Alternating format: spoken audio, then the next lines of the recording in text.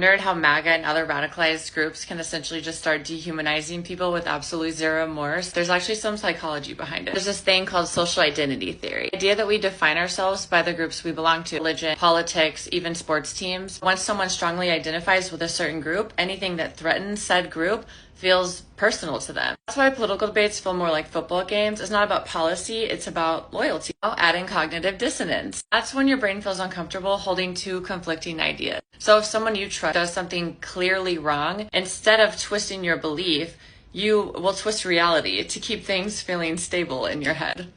Why arguing facts don't always work. You're not arguing logic, you're arguing someone's self-concept. Then there's moral foundations theory, which explains that people prioritize different values. So liberals tend to focus on things like care, fairness, liberty, while conservatives are more likely to emphasize loyalty, purity, authority. If someone says something that feels morally wrong to you, it might actually feel morally right to somebody else. A good example of this is being pro-life or pro-choice.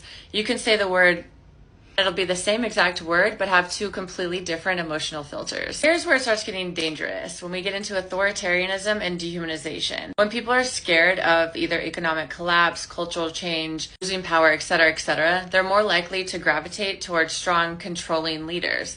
That's authoritarian personality theory. Those kind of leaders normally offer a really clean, simple solution. The problem with this is they almost always involve identifying an enemy.